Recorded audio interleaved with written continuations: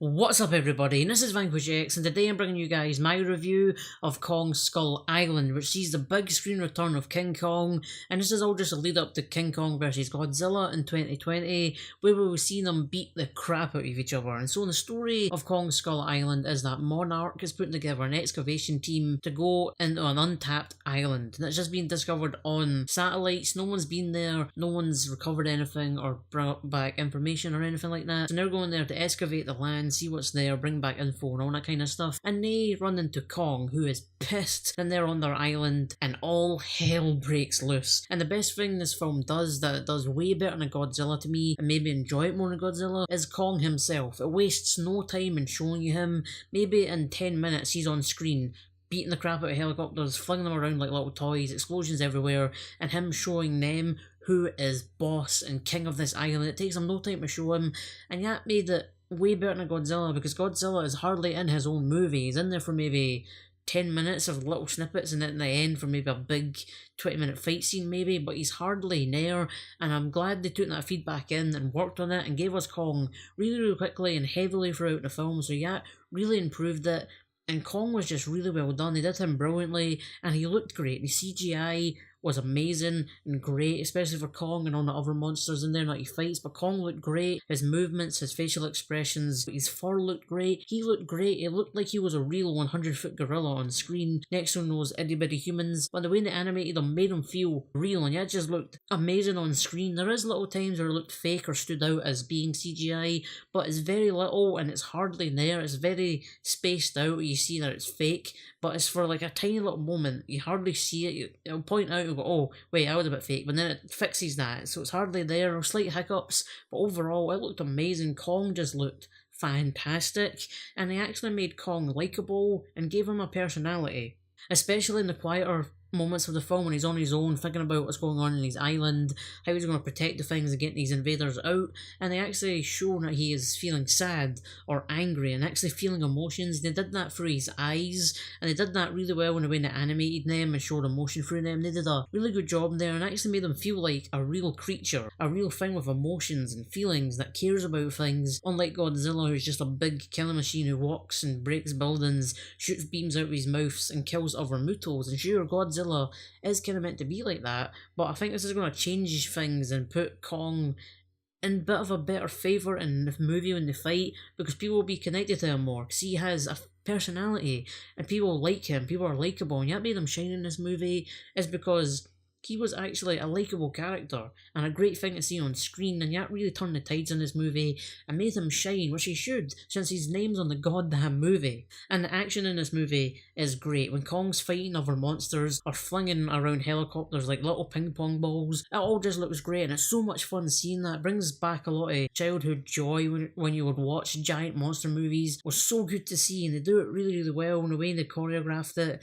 and just animated it all, and the way they interact with the environment, using mountains, flinging each other around like they're nothing, making the ground shake, flinging rocks at each other. It just shows how powerful and beastly a thing like this would be in the real world, and how much damage they would do in their kind of area if they were fighting each other. And the action was just so much fun to see, and it's one of the best parts about the film. It's just Kong in general and the action. It just looked awesome. It was so much fun to watch, and just the overall look of the film. The film had an amazing feel to it. The cinematography is great, and then there was a lot of callbacks to older films like Apocalypse Now, especially the use of the sun and the sunset with Kong's silhouette, which made him look even bigger. The silhouette just made him look absolutely huge, and the Apocalypse Now elements were just really fun to see and really helped with the Vietnam element of the movie, and they did that really well as well, in the way they design the film, the way the characters are and the things they have, the way the helicopters are and the costumes, just everything. And it actually made you feel like you were in the Vietnam era, you were in that kind of place. It was just really good, and the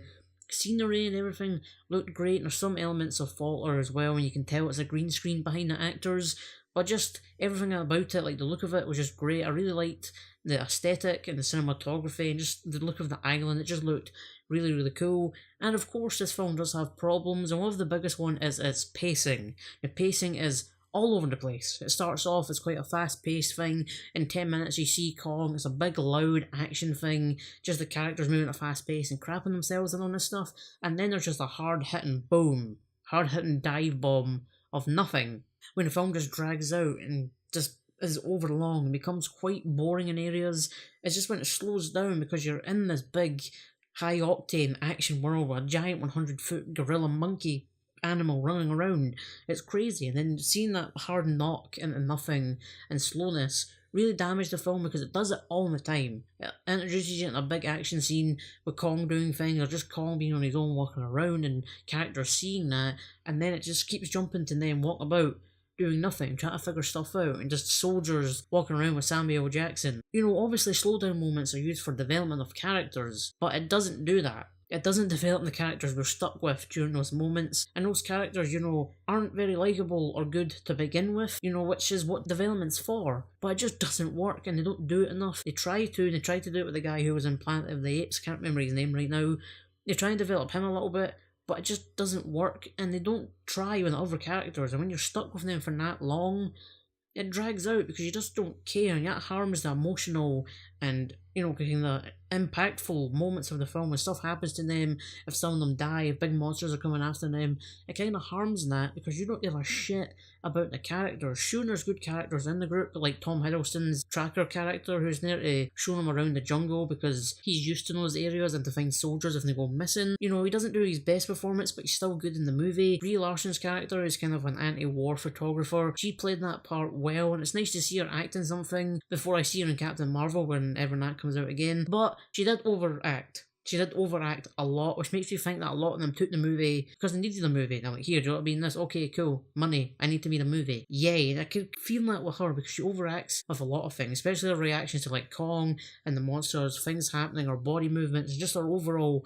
portrayal of the character was quite overacted, but she does, a decent job, but you can tell she probably didn't give a crap about being in this film. You've got John Goodman as this kind of higher up in Monarch who's got a bit of a sinister element to him, to what he's doing, to what they're actually doing on this island. And he plays that character really well, says the more serious and scarier dialogue really well, and portrays him as this sinister, freaky character who's a bit, deranged and freaks you out in the way he talks to people, in the way he moves, the way his facial expressions are. And it's John Goodman. He was always going to be good in this. He's good in everything. I love John Goodman. You've got Samuel Jackson, who's kind of a hard-headed soldier who will do whatever the government tells him to do. He won't ask questions, and he'll do whatever he can to get things done. And he wants to go after Kong, even though everybody else wants to go home. But he plays that character really, really well. Samuel Jackson is great as this kind of serious, kind of deranged kind of characters. And there's John C. Reilly, who's definitely a standout in this film. He steals the show. He steals every scene he's in. He's the highlight of the film. He stands out. He's definitely the comedic relief in the film because he adds a lot of humour when the film needs it and kind of airs out dry and slow moments. He's definitely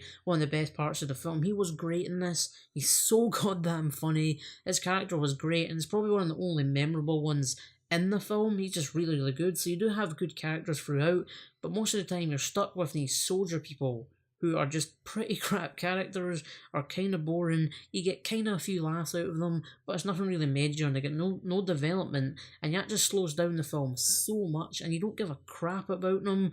And when you are stuck with the better actors, it is kind of overacted with them as well. So since the film kind of has one good thing about it, which is Kong himself, Kong as a character, and Kong fighting people, Kong fighting monsters, helicopters, going around the island. And when you see more of the island, it's quite interesting, but when the film drops off a lot, into these slow moments, into characters you don't care about, into, better characters who are a bit weirdly acted from pretty good actors, and it just really hurt the film when you're like fast-paced Kong action, boom, slow, long out moments where nothing really happens until it happens again. It builds up, it drops, it does it all the time, and just dragged the film out and really harmed it because this film really only has Kong going for it. And when it's just that and the rest is kind of dragged out and stale, you get pretty bored, but you do enjoy the Kong moments. And I just thought this would be better, and I actually came out quite disappointed in the film. I don't know why I expected lots. Yeah, I came out pretty disappointed. So for all of that, I'm going to give Kong Skull Island a bash, because I did like things in it. I like Kong himself. I like the fight scenes. I like the way they developed the character and actually give him a personality. I like some characters like Samuel Jackson and John C. Reilly, who is amazing in the film. He's so funny. But when a lot of characters are boring, the pacing's bad, and that's really overacted by some people, and you can kind of tell that some actors just didn't give a shit about it. The pacing and all that really harmed the movie, slowed it down, and made me feel pretty disappointed in it. So yeah, Kong Skull Island gets a Gita bash. If you go see it, you'll like the fighting, you'll like Kong itself because he looks good on the big screen, but overall, I was disappointed. So I'm going to leave this review here, guys. So if you liked the review, rock out that like button, leave a comment down below and tell me what you thought of Kong Skull Island, if you liked it, didn't like it, agree on my score, or if you think it was better, and then, you know, if you enjoyed it more than me and all that stuff, leave that down below and I'll get back to you guys about it. And also, don't forget to subscribe, as it does really help me out, guys. So thank you guys so much for watching and for your support. I love you guys, and stay tuned for the next video.